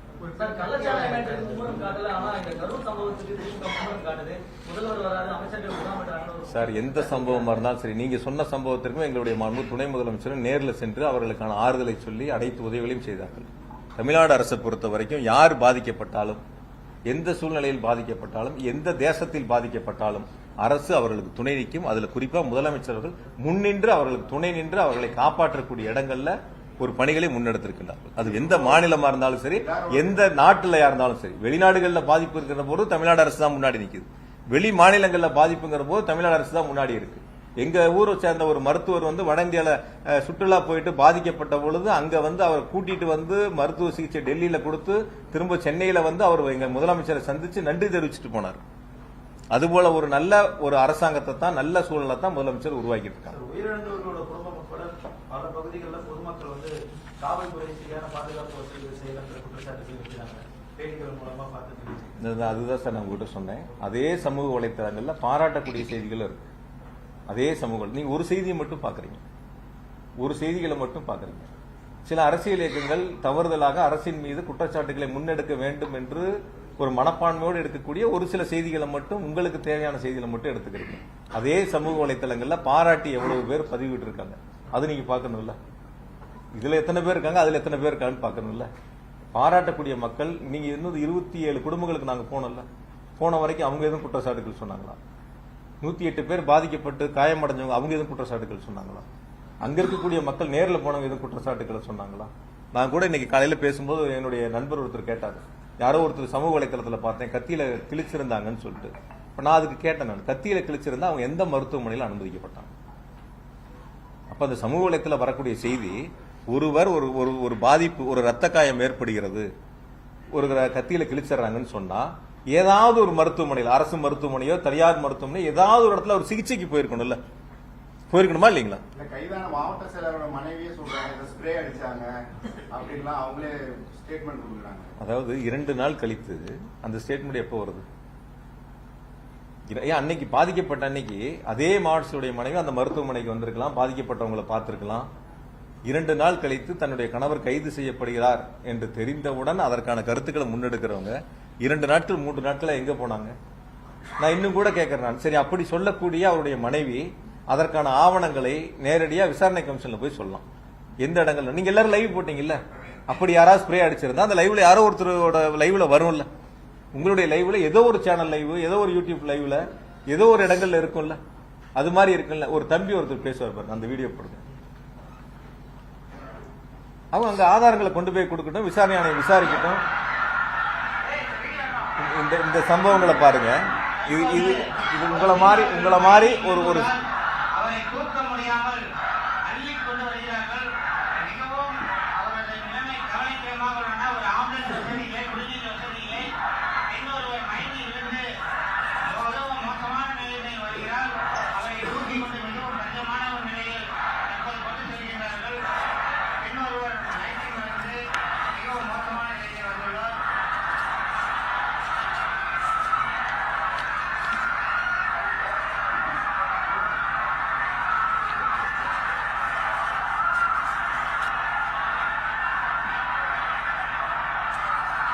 பொதுமக்களும் குழந்தைகளும் மூச்சுடன் விடாமல் தடுமாறி வருகிறார்கள். அனைவரும் ஐநீரையும் காட்சியையும் கண்டு வருகிறோம். ஆஃப் பண்ணுது. பாத்தீங்கல்ல, கருமாவட்டத்துக்கு சமீபத்தில் வந்த எடப்பாடி பழனிசாமி நடிகர் விஜயா இருக்கணும் 10 ரூபா அப்படின்னு சொல்லி உங்களை சொல்லிட்டு இருக்காங்க. இதுக்கு உங்களோட விளக்கம் புரிய வச்சு பேசுறாங்க. அதாவது அரசியல் ரீதியா கருத்துக்களை முன்வைக்க நினைச்சவங்க அது எடுபடலை. தனிப்பட்ட முறையில குற்றச்சாட்டுக்களை முன் வச்சு அந்த கருத்துக்களை அதன் மூலியமா ஒரு அவதூறுகளை அல்லது ஒரு தவறான ஒரு எண்ணத்தை மக்களிடத்துல உருவாக்கலாம்னு அவங்களுடைய முயற்சிகளை முன்னெடுக்கிறாங்க. நான் பொதுவா இது அரசியல் இயக்கங்களுக்கு எல்லாத்துக்கும் சேர்ந்து பொதுவான ஒரு கருத்தை இருக்கக்கூடிய சூழல், இப்ப அந்த துறையில் இந்த இடத்துல இல்லை, இப்ப நான் அதுல இருந்து வெளில வந்திருக்கேன். இருந்தாலும் சொல்ல வேண்டியது என்னுடைய கடமை. அதிமுக பொதுச் செயலராக இருக்கட்டும் அல்லது இப்ப வந்த அரசியல் கட்சியினுடைய தலைவராக இருக்கட்டும், 2016 இருந்து 21 வரைக்கும் இது போன்ற ஒரு சம்பவங்கள், அதாவது டாஸ்மாக்ல 10 ரூபாய்க்கு கீழே கூடுதலா வசூலிக்கப்பட்ட அது சம்பந்தமான புகார்கள் வந்து நடவடிக்கை எடுக்கப்பட்டது 7540. இப்ப போன அதிமுக ஆட்சியில் 10 ரூபாய்க்கு மேல கூடுதலாக வசூலிக்கப்பட்டு நடவடிக்கை எடுக்கப்பட்டது 8666. இது கடந்த அதிமுக ஆட்சியில் வசூல் பண்ண அபராத தொகை ஏறத்தாழ 14 கோடி ரூபாய் அந்த ஆட்சியில வசூல் பண்ணியிருக்காங்க. அபராத தொகைகள் இந்த மாதிரி கூடுதல் விலைக்கு விற்றவர்கள் மீது நடவடிக்கை எடுத்து அபராத தொகையை வசூலிச்சிருக்காங்க. 2021க்கு பிறகு திமுக ஆட்சியில இதன் மீது எடுக்கப்பட்ட நடவடிக்கை, அதாவது 10 ரூபாய்க்கு கீழே தொடுக்கப்பட்ட விசாரித்து எடுக்கப்பட்ட நடவடிக்கை 18,253. 18,253 விசாரிக்கப்பட்டு நடவடிக்கை எடுக்கப்பட்ட புகார்கள். அதேபோல 10 ரூபாய்க்கு மேல 2,356 இது நடவடிக்கை எடுக்கப்பட்டு 8,51,00,000 ரூபாய் அவர்களிடமிருந்து அபராதமாக வசூலிக்கப்பட்டிருக்கின்றன. நான் கொஞ்சம் வெளிப்படையாவே உங்ககிட்ட சொல்றேன். நான் இப்ப இந்த 5 வருஷத்துல இது போன்ற புகார்கள் வருகின்ற பொழுது அந்த கூடுதல் தொகை ஒருவருக்கு செல்லுகிறது என்று சொன்னால், கடந்த 5 ஆண்டு அதிமுக ஆட்சியில் இது போன்று கூடுதலாக வசூலிக்கப்பட்ட தொகை எடப்பாடி பழனிசாமிக்கு சென்றிருக்கு. அப்ப இன்று முதல் எடப்பாடி பழனிசாமி 10 ரூபாய் பழனிசாமி என்று அழைக்கப்படலாம். நான் யதார்த்தமா சொல்றேன். இதே சூழல் தான் கடந்த அதிமுக ஆட்சியிலே இருந்துச்சு. இதே போலதான் நடவடிக்கைகள் எடுக்கப்பட்டிருக்கு. அதை விட கடுமையான நடவடிக்கை இப்பொழுது எடுக்கப்பட்டிருக்கு. அவங்க எடுத்த விட 2 மடங்கு புகார்களுக்கு நடவடிக்கை எடுக்கப்பட்டு அபராதம் வசூலிக்கப்பட்டிருக்கு. அப்ப கடந்த ஆட்சியில் இருக்கப்பட்டது இப்ப நீங்க வசூல் பண்ணது ஒருத்தருக்கு போகுது அப்படின்னு நீங்க சொல்லி அவங்களுடைய பேச்சுக்கள் இருந்தால், அப்ப அவங்களுடைய கருத்து அவங்க ஆட்சியில் வசூலிக்கப்பட்டது அவருக்கு போயிருக்கு. அவர் அதை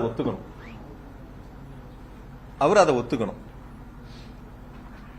யாராவது ஒருவர் டாஸ்மாக்ல பணிபுரியக்கூடிய ஒரு எம்ப்ளாயி தொழிலாளி, நாங்க இது போன்ற சம்பவங்களில் எங்க இடத்துல இப்படி ஒரு தவறுகள் நடக்குது, கேட்கறாங்க, பண்றாங்க, யாராவது ஒருத்தர் புகார் சொன்னாங்களா? அரசியலுக்காக அரசின் மீது புழுதி வாரி தூற்ற வேண்டும் என்ற ஒரு தீய நோக்கத்தோடு எதிர்க்கட்சி தலைவர், அரசின் மீது குற்றச்சாட்டுகளை சொல்ல முடியாதவர், இது போன்ற ஒரு முன்னெடுப்புகளை எடுப்பதற்கு முயற்சி எடுக்கிறார். எனக்கு தெரியும், என்னை பத்தி என்னுடைய மக்களுக்கும், என்னுடைய தொகுதி மக்களுக்கும், மாவட்ட மக்களுக்கும் நான் எப்படிப்பட்டவன் என்று, எப்படி மக்களிடத்தில் பழகுகிறேன் என்று என்னுடைய தலைவருக்கு தெரியும். என்னுடைய குணங்கள் என்ன, என்னுடைய செயல்பாடுகள் என்னன்னு சொல்லி இவர் எனக்கு சான்றிதழ் கொடுக்க வேண்டியதில்லை. இவர் அப்படி இருந்தா இவரே வழக்கு தாக்கல் செய்யலாம். இது போன்ற தவறுகள் நடக்குதுன்னு இவரே வழக்கு தாக்கல் செய்யலாம். அதுக்கு நீதிமன்றம் நடவடிக்கை எடுக்கும். அதை விட்டுட்டு பொதுவெளியில வந்து உண்மைக்கு மாறா தவறான ஒரு செய்தியை அவதூறு பரப்பக்கூடிய இடங்கள்ல அவர் முன்னெடுப்பாரு. அதுக்கு இன்னொரு அரசியல் கட்சி முன்னெடுக்கும். அதுக்கு ஒரு பாட்டு பாடுவாங்க. இதுல ஏதாவது ஒரு சம்பவம் தெரியுமா? அந்த பாட்டு பாடினவர் ஏதாவது இது மாதிரி இப்படி ஒரு சூழல் கீழே இருக்குன்னு ஏதாவது தெரியுமா? போன 5 வருஷம் என்ன நடவடிக்கை எடுத்தாங்கன்னு தெரியுமா? இந்த 5 வருஷம் என்ன நடவடிக்கை எடுத்திருக்குன்னு நேற்று பாட்டு பாடின அரசியல் தலைவருக்கு தெரியுமா? எதுவுமே பொதுவெளியில என்ன நடக்குதுன்னே தெரியாதவங்க ஏதோ கொடுக்கறத அந்த இடங்கள்ல ஒரு பாட்டா பாடி பண்ணணுங்கிறதுல மொத்தம் 19 நிமிஷத்துல 10 நிமிஷம் பேசிட்டு இப்ப இது போன்ற ஒரு பேர் இழப்பை உருவாக்கி இருக்காங்க. அதனால வந்து நான் இன்னும் கூட சொல்றேன், நான் அதுல அந்த போடப்பட்ட இப்ப வழக்கு ஒன்று போட்டிருக்காங்க. அது நீதிமன்றத்தில் இப்ப விசாரணையில் இருக்கு. மொத்தம் அதுல போட்டதே வந்து 41 வழக்கு. ஏற்கனவே இது போன்ற புகார்கள் வழக்கு பதிவு செய்யப்பட்டது. அதுல 34 வழக்கு கடந்த அதிமுக ஆட்சியில் போட்டது. இடி எடுத்திருக்கிற கேஸ்ல 34 கேஸ் போன அதிமுக ஆட்சியில போடப்பட்ட கேஸ். 7 கேஸ் தான் 2021க்கு பிறகு திமுக ஆட்சியில போடப்பட்ட கேஸ். ஆனா விசாரணை போன ஆட்சியை பத்தி விசாரிக்காம இப்ப இருக்கக்கூடிய நிகழ்வு மட்டும் விசாரிப்பதாக நீதிமன்றத்தில் வழக்கு. நீதிமன்ற வழக்கு முடியிட்டு இது சம்பந்தம் இன்னும் முழு விவரங்களை சொல்றேன். நீங்க அந்த கருத்தை கேட்டதுனால என்ன நடவடிக்கைகள் எடுக்கப்பட்டிருக்கு, 2 மடங்கு அதன் மீது கடுமையான நடவடிக்கை எடுக்கப்பட்டு துரிதமாக நிர்வாகம் செயல்பட்டிருக்கு. வரக்கூடிய நாட்களில் இது போன்ற தவறுகள் இருக்கக்கூடாதுங்கிறதுக்காக தான் இந்த மாதிரி கடுமையான நடவடிக்கைகள் எடுக்கப்பட்டிருக்கு. அதனால அரசு நிர்வாகத்தை பொறுத்தவரை எதிர்க்கட்சிகள் சொல்லக்கூடிய குற்றச்சாட்டுகள் மக்களிடத்தில் எடுபடாமல் மக்கள் அதை ஏற்றுக்கொள்ள முடியாத சூழலில் அரசின் மீது அவதூறு பரப்ப வேண்டும், தனிப்பட்ட முறையில் காழ்ப்புணர்ச்சி காரணமாக விமர்சனங்களை முன்வைக்க வேண்டும் என்பதற்காக பொதுவெளியில் சொல்லக்கூடிய கருத்துக்களை மக்கள் ஒருபோதும் ஏற்றுக்கொள்ளக்கூடிய மனநிலையில் இல்லை. அதை மக்கள் தெளிவாக உணர்ந்திருக்கின்றார்கள். அது அரசியல் இயக்கங்கள் உணராமல் மீண்டும் மீண்டும் ஒரு பொய் செய்தியை முன்னெடுப்பதற்கு முயற்சி செய்கிறார்கள். தாவேகாவின் பயணத்திட்டம் திடீரென மாற்றி அமைக்கப்பட்டதில் ஏதாவது உள்நோக்கம் இருக்குங்களா? நிறைய பேர் இப்ப கேள்வி கேட்டப்ப கூட சொன்னேன் நான், இது நீங்க அவங்க கிட்ட கேட்கணும். ஏங்க திடீர்னு தள்ளி வச்சீங்க, ஏங்க 7 மணி நேரம் லேட்டா வந்தீங்க, ஏங்க 12 மணிக்கு பேசுறாருன்னு சொல்லி 3 மணிக்கு காவல்துறையில கடிதம் கொடுத்தீங்க, 7 மணி நேரம் காலதாமதம் எதனால வந்து 1 மணி நேரம் வாகனத்துக்கு உள்ள போய் அமர்ந்துகிட்டீங்க, எதனால லைட் ஆஃப் பண்ணீங்க, ஏன் கூட்ட நெரிசலுக்குள்ள வண்டியை கொண்டு போய் கட்டாயப்படுத்தி உள்ள கொண்டு போய் நிறுத்துனீங்க, கூட்ட நெரிசலுக்கு முன்னாடியே நிறுத்தி இருக்கலாமே, கூட்டம் ஆரம்பிக்கும் போதே சீட் வண்டியோட முன் சீட்லயோ அல்லது மேலேயே நின்று பொதுமக்களை பார்த்து கையாட்டி இருக்கலாமே, கையெச்சரிக்கலாமே, இதெல்லாம் ஏன் செய்யலன்னு அவங்கள பார்த்து கேட்க வேண்டிய கேள்வி. அதற்கு பதில் சொல்ல வேண்டிய கடமை பொறுப்பையும் அவங்களுக்கு இருக்கு.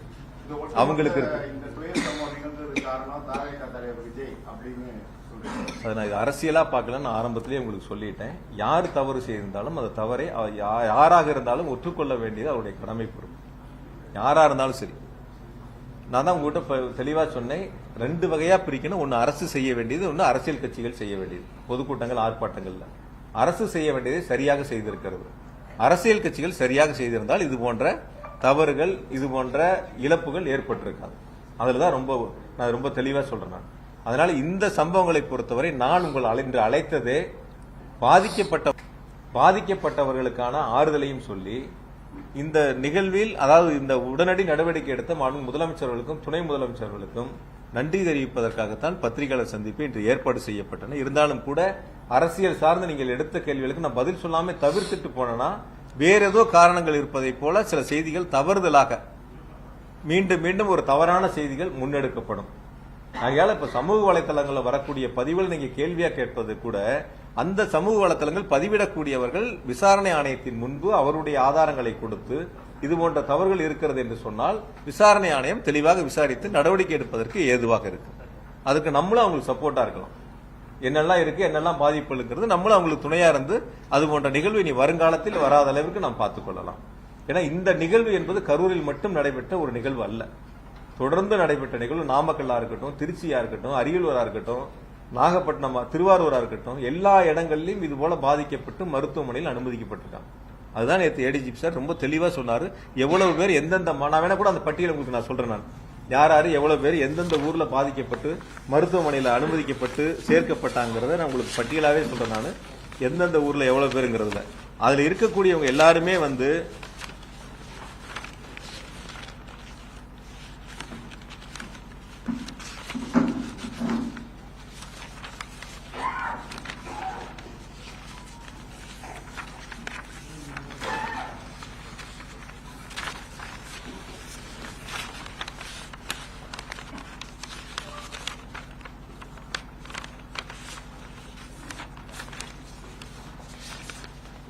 நாமக்கல்ல 45 பேர் பாதிக்கப்பட்டாங்க.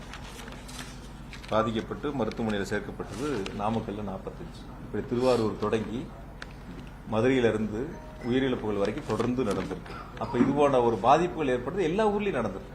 எந்த ஊர்லயும் நடக்கல. நான் தான் ஆரம்பத்திலேயே சொன்னேன். எல்லா ஊர்லயும் நடக்குதுங்கிறப்ப காவல்துறை இது அனுமதி சர்வர்லயும் கொடுக்குறாங்க. அவன் ஏற்கனவே சார் நீங்க ஒரு இல்ல சார், நீங்க தான் சார் செய்திகள் போடுறீங்க. நீங்க தானே செய்தி பிரேக்கிங் நியூஸே போடுறீங்க. நான் இன்னும் கூட உங்ககிட்ட கொஞ்சம் வெளிப்படையா சொல்லட்டுமா? அதாவது ஒரு அரசியல் கட்சி வந்து குழந்தைகள் வந்து அழைச்சிட்டு வர வேண்டாம்னு ஒரு செய்தி போடுறாங்க, ஒரு அறிக்கை கொடுக்குறாங்கன்னு வச்சுக்கோங்க. ஆனா அந்த தொலைக்காட்சியில் நீங்க என்ன பண்றீங்க? குழந்தைகளை தூக்கி தோல்ல வச்சிருக்கிறது, குழந்தைகள் மேல மப்ளர் கட்டி இருக்கிறது, இதெல்லாம் ரொம்ப பெருசா மிகைப்படுத்தி நான் இன்னும் கூட உங்ககிட்ட நான் வெளிப்படையா கேட்பேன். ஒரு அரசியல் கட்சி தலைவர் வீட்டில் கிளம்புறதுல இருந்து கூட்ட மேடைக்கு வர்ற வரைக்கும் பொதுவா நீங்க லைவ் போறீங்க, அது உங்களுடைய பொறுப்பு. நீங்க போட்டுக்கிறீங்க, வேண்டாம்னு சொல்லலாம். அது குறிப்பிட்ட நேரத்துக்கு அவங்க வந்தாங்களா, எத்தனை மணிக்கு அனுமதி கேட்டாங்க, எத்தனை மணிக்கு வந்தாங்க, என்னங்கிறது அந்த செய்திகளே அந்த நேரங்களில் யாருமே போடல. பொதுவா ஒன்னு ரெண்ட தவிர அந்த செய்திகளை தான் முன்னெடுக்க பாத்தீங்களே தவிர, அந்த குழந்தைகள் இருக்கிறத பெருசா காட்டுறதுக்கு தான் முன்னெடுக்க பாத்தீங்களே தவிர, இன்ச்சு பை இன்ச்சா நகர்ந்து வாங்கணும்னு சொல்லி போட்டீங்க. நடந்துல உருண்டுகிட்டு போனா கூட இன்ச்சை விட வேகமா போலாம். ஆனா அந்த வண்டிக்கு முன்னாடி எவ்வளவு நடந்து போனாங்கன்னு பாத்துருப்பீங்க. நீங்க ஒரு தேர் திருவிழால கூட இன்னும் கொஞ்சம் வேகமா போவாங்க. அந்த வண்டிக்கு முன்னாடி நடந்து போனவங்க எப்படி போனா நீங்க லைவ்ல எல்லாரும் பாத்தீங்க. இன்ச்சு பை இன்ச்சா போகுது. 100 பேர் நின்ன இடங்கள்ல பல்லாயிரக்கணக்கான வரவேற்புக்கு நின்னான்னு போட்டிருந்தாங்க சில தவிர. அதுக்கப்புறம் நான் பார்த்தேன். அதெல்லாம் நம்ம இல்ல போனதா சொல்றதுனால ரவுண்டானால இருந்து போனப்ப போலீஸ் அதனாலதான் எல்லாம் ஃபுல் டிராபிக் ஜாம் ஆயிடுச்சு. பெங்களூர் ரோடு எல்லா ரோடுமே. அதனால நீங்க உள்ள இருங்க அப்படின்னு சொல்லி எந்த இடங்கள்லயும் காவல்துறை அது போன்று அறிவுறுத்தப்படவில்லை. இது மாதிரி எந்த இடங்கள்லயும் காவல்துறை நீங்க உள்ள இருங்கன்னு யாரும் சொல்லல. காவல்துறை சொன்னது ஒன்னே ஒண்ணு, அந்த கூட்டம் உள்ள கூட்ட நெரிசலா இருக்கு, உள்ள போக வேண்டாம், வாகனங்களை உள்ள எடுத்துக்கிட்டு போனா இன்னும் நெரிசல் அதிகமாகும், அதனால முன்னாடியே நிறுத்தி பேசலாம் தான் அவங்க சொன்னாங்க. காவல்துறை வந்து நீங்க உள்ள போங்கன்னு எந்த இடங்கள்லயும் யாரும் சொல்லவில்லை. அப்படி ஒரு தகவல் இது வரைக்கும் இல்ல. இருந்திருந்தா நிச்சயமா அப்படி ஒரு கேள்வி முன்வைக்கப்பட்டிருக்கும். அதனால நீங்க தொலைக்காட்சிகளா இருந்தாலும், லைவ் பண்றவங்களா இருந்தாலும், சோசியல் மீடியாவா இருந்தாலும் இருக்கக்கூடிய சூழலை யதார்த்தமாக சொல்ல வேண்டியது நம்முடைய கடமை பொறுப்பு. இப்ப தம்பி கூட கேட்டாப்ல இந்த மாதிரி வருதேன்னு சொல்லி. பாசிட்டிவ் 100 இருக்கு, நெகட்டிவ் 10 இருக்கு. அந்த நெகட்டிவ் அரசின் மீது காழ்ப்புணர்ச்சிகரமாக சொல்லக்கூடிய கருத்துக்களா கூட இருக்கலாம், அல்லது 1-2 அது சரியா கூட இருக்கலாம். சரியா இருக்கக்கூடிய கருத்துக்களா இருந்தா நீ விசாரணை ஆணையத்தில் முன் வச்சு இது போன்ற இருக்குது, வரக்கூடிய காலங்களில் அது எல்லாரும் சேர்ந்து சரி செய்வதற்கான முயற்சிகள் எடுக்கணும். ஆனால் என்னை பொறுத்தவரை நான் சொல்வது, மீண்டும் ஒரு முறை உங்களிடத்தில் இறுதியாக சொல்வது, ஒரு அரசு என்பது பாதுகாப்பு கொடுக்கும், கேட்கக்கூடிய இடங்களுக்கு அனுமதி பரிசீலித்து கொடுக்கும். அந்த கேட்கக்கூடிய இடங்களுக்கு பரிசீலித்து அனுமதி மறுக்கப்பட்டால் அரசியல் காழ்ப்புணர்ச்சியால் மறுக்கப்படுகிறது என்ற ஒரு செய்தியை அரசியல் தலைவர்கள் முன்னெடுப்பதும், அதை தொலைக்காட்சிகளும் பத்திரிகைகளும் பெரிதாக செய்திகளை வெளியிடுவதும், ஏதோ ஒரு சில கட்சிகளுக்கு மட்டும் அரசு அனுமதி கொடுப்பதை போல ஒரு தோற்றத்தை உருவாக்க முயற்சி செய்வதும், ஆகையால வந்து அது போன்ற ஒரு சூழலில் நீ வரக்கூடிய நாட்களில் மறுக்கப்பட்ட காரணங்கள் என்ன, எதனால் மறுக்கப்பட்டது, கொடுக்கக்கூடிய அனுமதிகள் என்னென்ன நிபந்தனைகள் விதிக்கப்பட்டிருக்கின்றன, இந்த நிபந்தனைகள் என்னென்ன அவர்கள் கடைபிடித்திருக்கின்றார்கள், என்னென்ன கடைபிடிக்கவில்லை, நிபந்தனைகளை மீறி செயல்பட்டிருக்கிறார்கள், இது எல்லாம் சீர்தூக்கி பார்த்து இது பொதுமக்கள் சார்ந்தது, உயிர் சார்ந்தது. எந்த வீட்டில் பாதிப்பு என்றாலும் அனைவருக்குமான அது ஒரு பாதிப்பு தான், எல்லாருக்குமான ஒரு பாதிப்பு தான். அது எந்த ஊர்ல நடந்திருந்தாலும் சரி, கரூர்ல மட்டும் இல்லை, எந்த ஊர்ல நடந்திருந்தாலும் சரி. ஆக எல்லாருமே வரக்கூடிய நாட்களில் இது போன்ற ஒரு சூழல் இல்லாத அளவுக்கு சரி செய்ய வேண்டிய பங்கு எல்லாத்துக்கும் இருக்கு. அரசினுடைய கடமை மிக சிறப்பாக தெளிவாக செய்திருக்கின்றார்கள். காவல்துறைய பங்கு மிக சிறப்பாக, அவரே நன்றி சொன்னாரே, அவரே ஆரம்பத்தில் நன்றி தானே சொன்னாரு, ஒன்னும் காவல்துறை குறை சொல்லலையே. நான் இந்த இடத்துக்கு வந்து நின்று நான் பேசுறது காரணமே காவல்துறை தான், நன்றின்னு தான் அவர் சொன்னாரு. இப்ப காவல்துறை தன்னுடைய பங்கை சரியாதான் செஞ்சிருக்கு, கடமையை சரியாதான் செஞ்சிருக்காங்க. அந்த இடங்கள்ல இருக்கக்கூடிய குறைகளை எடுத்து சொல்ல வேண்டிய கடமை பொறுப்பு இருக்கு, சரி செய்ய வேண்டியது அந்தந்த அரசியல் கட்சிகளை சார்ந்தவர்களுடைய கைகளில் இருக்கின்றன. அதை வரக்கூடிய நாட்களில் சரி செய்ய வேண்டும். ஆக நான் இன்னைக்கு அழைத்ததில் நீங்கள் கேட்ட கேள்விகளிலும், குறிப்பாக என் மீது சொல்லப்பட்ட புகார்களில் நீங்கள் வைத்த அந்த புகார்களுக்கு நான் தெளிவான விளக்கங்களை சொல்லியிருக்கேன். எனவே நான் நேசிக்கக்கூடிய, எங்களால், எங்கள் தலைவரால் கொண்டு வரக்கூடிய திட்டங்களை செயல்படுத்தக்கூடிய, நான் போற்றி வழங்கக்கூடிய என்னுடைய மாவட்ட மக்களாக இருந்தாலும், என்னுடைய தொகுதி மக்களாக இருந்தாலும், நாங்கள் இணைந்து பணியாற்றக்கூடிய, முன்னெடுத்திருக்கக்கூடிய அத்துணை பணிகளையும் மக்களுக்கு நன்றாக தெரியும். ஆகையால வந்து ஏதோ ஒரு சில அரசியல் இயக்கங்கள் காழ்ப்புணர்ச்சி காரணமாக நடந்திருக்கக்கூடிய தவறுகளை அரசின் மீது திசை திருப்பதும், அல்லது தனிப்பட்ட என் மீதோ அல்லது மற்றவர் மீதோ திசை திருப்ப முயற்சி என்பதும் ஒரு தவறான செயலாகும். அதற்கு யாரும் துணை போக வேண்டாம்.